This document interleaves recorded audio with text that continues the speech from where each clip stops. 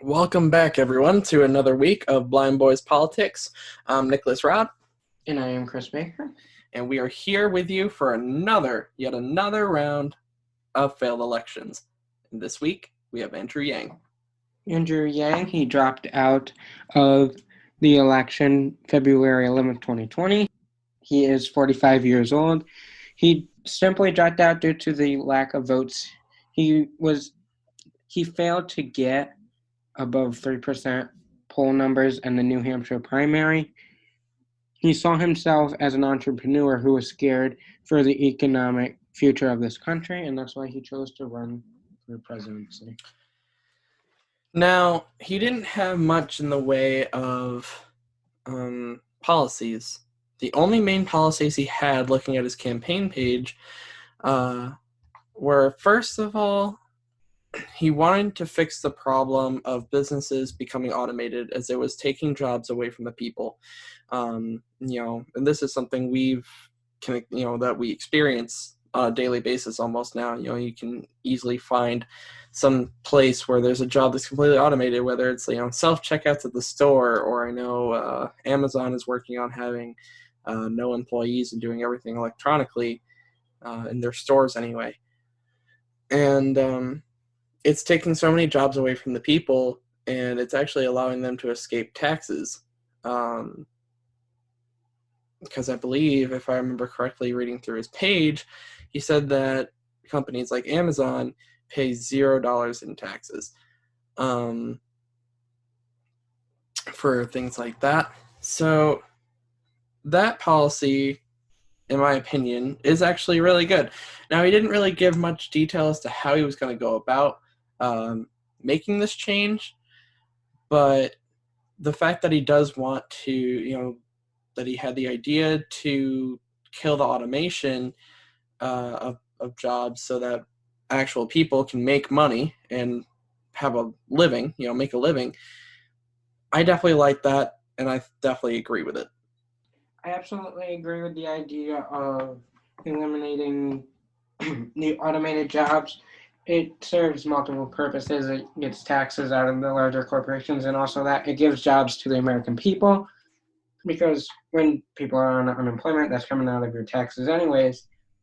But if large corporations aren't paying taxes because they have no employees, there's no government money to pay people that are unemployment so they can pay their bills. So essentially, it really is a domino effect. And he does have, he knows that it needs to happen, but his plan for that, it just wasn't given. So we can't expand on that anymore.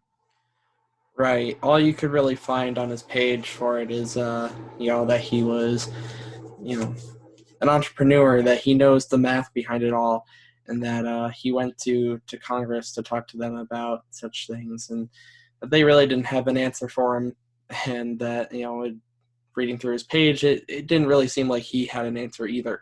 And if you're going to Congress looking for all the answers and you just give them the problem, well, then You're you're not going definitely to not. get very far. Yeah, you're not going to have much success in a presidential campaign. Um, but moving into his second policy is his universal income plan, which this one I heard about very early on. I think back in November or December of 2019, and I couldn't help but just stop and just be frozen for a second, trying to take this in. So his policy that he wanted to put into effect was that he wanted to give every American over the age of 18, regardless of employment or unemployment status, he wanted to give everyone $1,000 a month, every month, every year. So it's not like it was just a 1-year plan, or that select people were qualified for this. He wanted to make it universal across the entire country for everyone 18 and older, which means everyone would be making just 12 grand a year. Now Free this, money. Just yeah. hand it to them. Now, first of all, there's no way this could possibly work.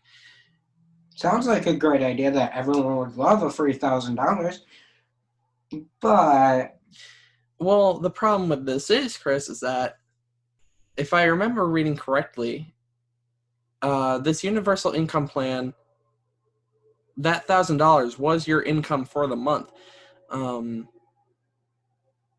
because there was nothing that I could find over the months because I researched this because I just got so baffled by it all. There's no, there's no way someone can live off 12 grand a month. You destroy the middle class that way and make the rich companies richer. Beyond this, prices for products, in stores and in other businesses, prices are not going to drop. You're not going to see prices drop just because people's incomes have plummeted down to nothing. And beyond this, where's the money coming from?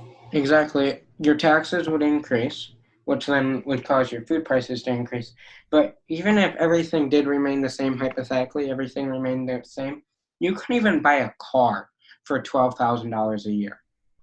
A good car costs starting at, I would say, around $18,000. I would like to meet someone that can live comfortably off of $12,000 a year. That's just not possible. Right. I mean, this might work for people making absolute bare bones money, living under the poverty line. This pretty much is the poverty line right here. 12 grand a year, I'm pretty sure, is the US poverty line. I think it's even below it. It might be. I'm not entirely sure. If I remember correctly, 12 grand is the poverty line in the US. And oh boy, the thought of this. One thing I want to point out about a plan like this is that if you put this into effect, who's going to work?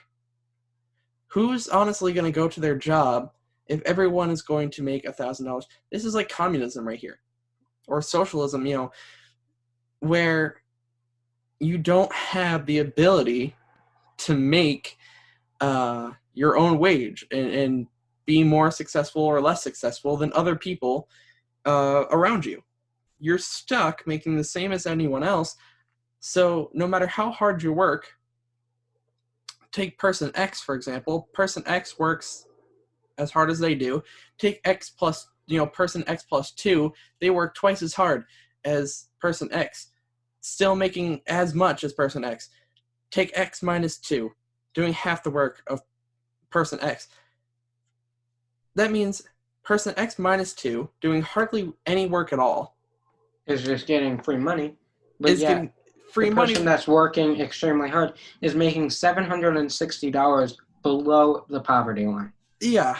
So no one can live off of $12,000 a year after mortgage/rent, car, student loans, credit cards, all those bills. No way that anyone can live off of $12,000 a year. And if you can, please tell me how you do it. There's no financial way, no economic way to pull this off for the normal person. There's no incentive for anyone to work if this plan, were to be put in place. Exactly. And then companies shut down because there's no workers, because everyone's sitting home collecting $1,000 a month. Exactly. This plan, it's like I said, when I read about it, I almost lost my mind because I'm just sitting there hearing about it, and I go, all I could think is, why? Why is this your plan? What was going through their mind when they came up with this plan. Yeah, it's definitely the same here. 0 cents to me. It's baffling. It's been baffling from the very start. It's still baffling now. Personally, I'm definitely not surprised that he dropped out so early. There's no way that people are going to get behind this. At the end of the day, people love their money. Money is everything to people. And, people also realize that this sort of plan would absolutely destroy our country. So I can totally understand why he did not get the votes and why he dropped out all the way back in February. I'm surprised he made it as far as he did. But yeah, that's a simple version on why Mr. Yang failed as an electoral candidate. Chris, do you have any final things to add? as we close up here?